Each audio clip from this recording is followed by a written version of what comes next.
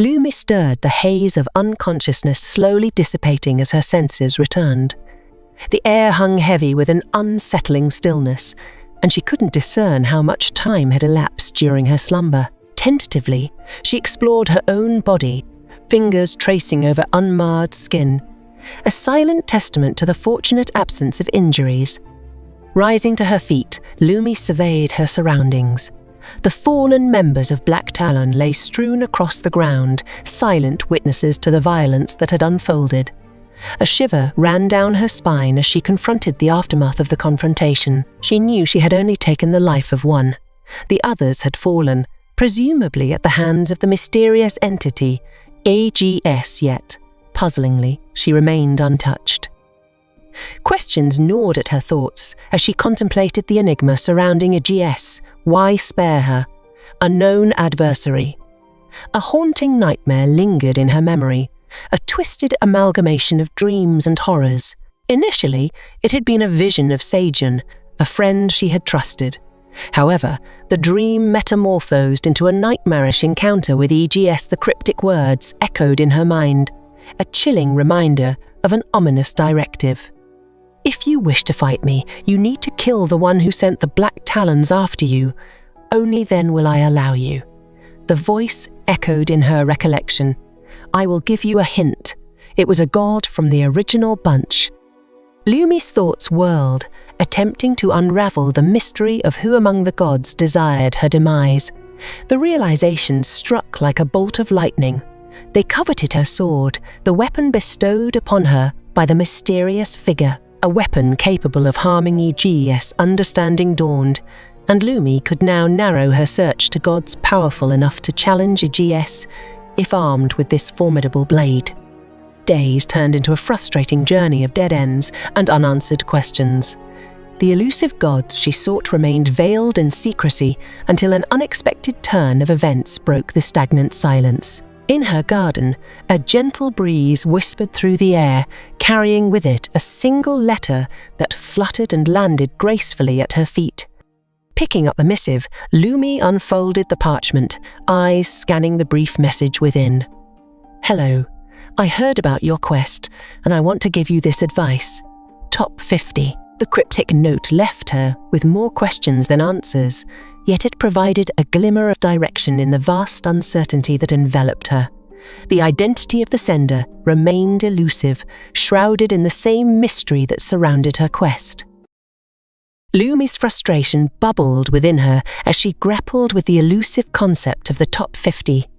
Confused and irritated, she took out her emotions on the nearest wall, slamming her head against it in a desperate attempt to make sense of the situation. It was only when the realization dawned on her that the term referred to the previous top 50, not the current, that a surge of clarity washed over her.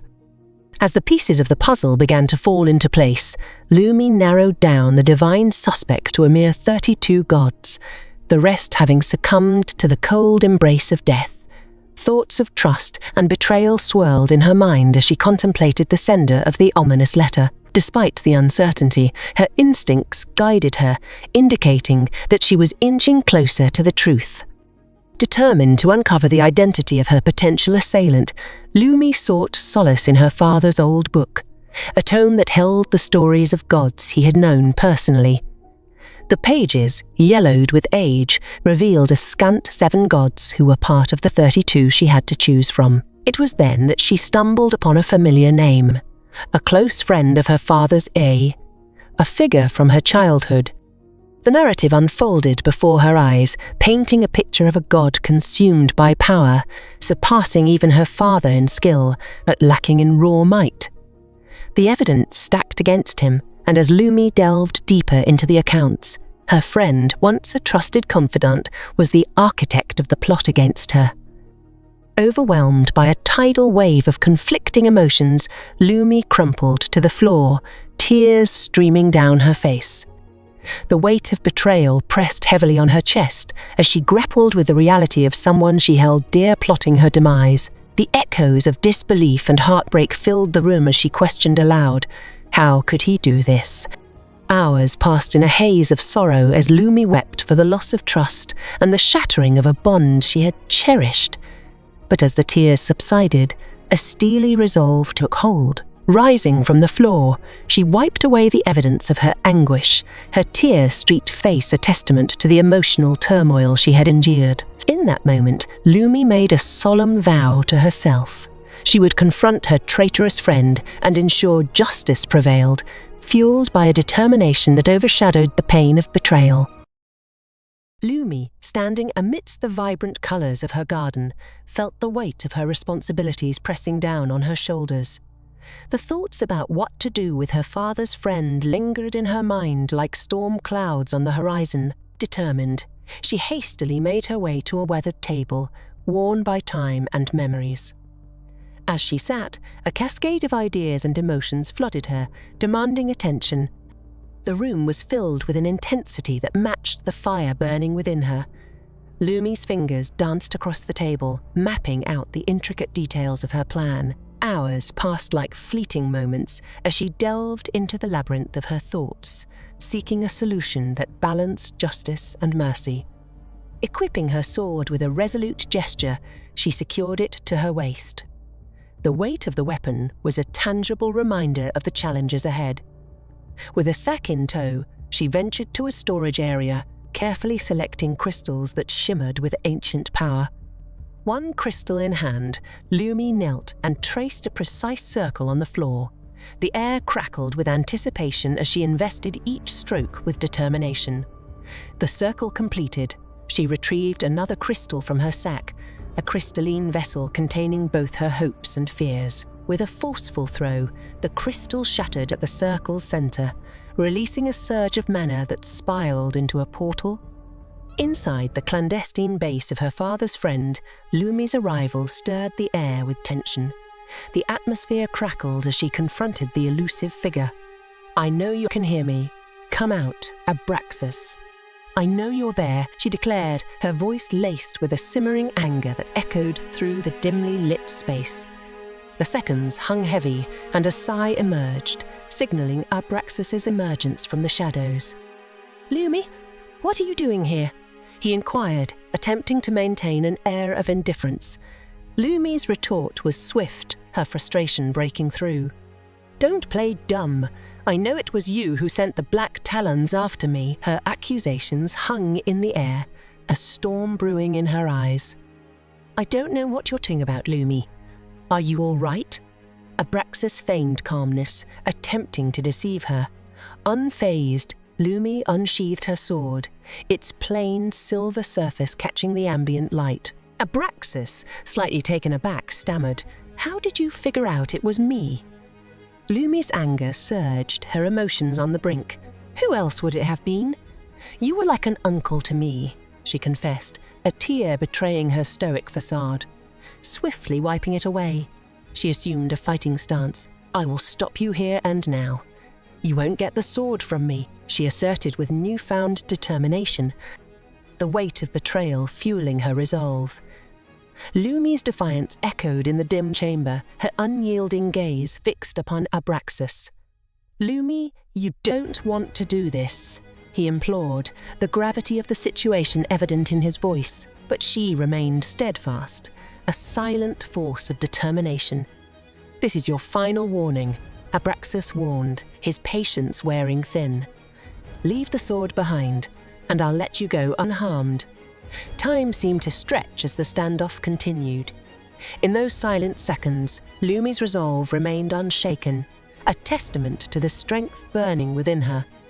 "Lumi, I'm sorry for this," Abraxas uttered with an air of regret. In an instant, Lumi's world shattered as her body was mercilessly cleaved in two. The pain was both physical and emotional. Collapsed on the ground, Lumi's gaze fixated on the ceiling, her mind grappling with the harsh reality. Abraxas approached her lifeless form, claiming the sword that had been the focal point of their conflict. "If you try challenging me again, I will destroy your soul. For now, I will let you live," he declared, callously opening a portal beneath her. Lumi tumbled through the magical rift, landing in her garden like a fallen angel. Abraxas walked away, a hint of moisture in his eye, a testament to the complexity of their shared history. In the weeks that followed, Lumi's body slowly mended through the miraculous power of regeneration. The scars, however, ran much deeper. Returning to the storage area, Lumi selected a crystal, its surface reflecting her determination. With a forceful slam against her head, the crystal shattered, releasing magic that obliterated the tracking spell bound to her. She stood, a mixture of pain and resilience etched across her face.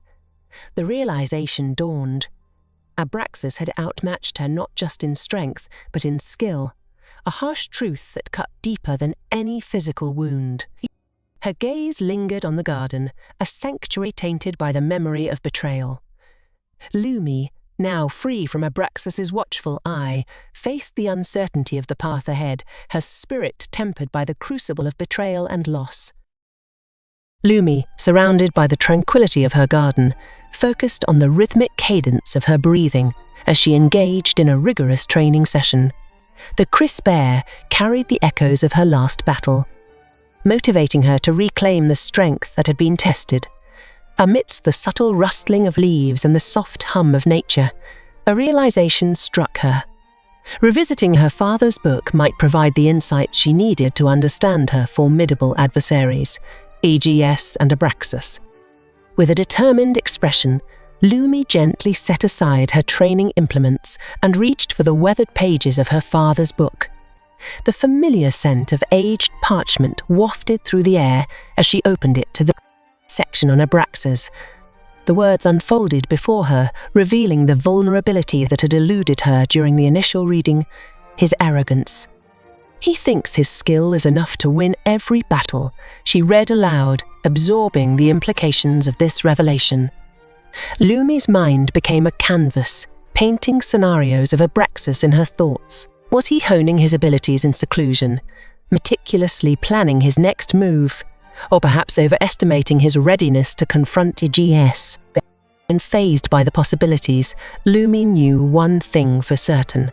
She needed Abraxas to keep his distance. As Lumi delved deeper into the passages detailing Abraxas's character and strategies, the words seemed to dance before her eyes, each revelation carving a clearer image of the foe she sought to understand. Meanwhile, in the shadowy confines of his dimly lit abode, Abraxas revelled in his own perceived greatness. His ego, a formidable force, thrived in the solitude of his contemplations. Standing before a mirror, he spoke boastfully of his impending victory over the elder god, envisioning a future where he would reshape the hierarchy of the gods for what he believed to be the better. With all these rebellions sprouting against EGS, taking them down will be a breeze, Abraxas declared with unwavering confidence. His reflection in the mirror echoed his self-assured demeanor. Thoughts of grandeur danced through his mind as he schemed about manipulating other gods to rebel, envisioning a scenario where chaos would reign. "I should make more gods rebel," he mused aloud, a sinister glint in his eyes. "If I can get 30% to rebel, then I can catch the elder god off guard while he's busy dealing with them. Sacrifices may be made, but the outcome will be worth it."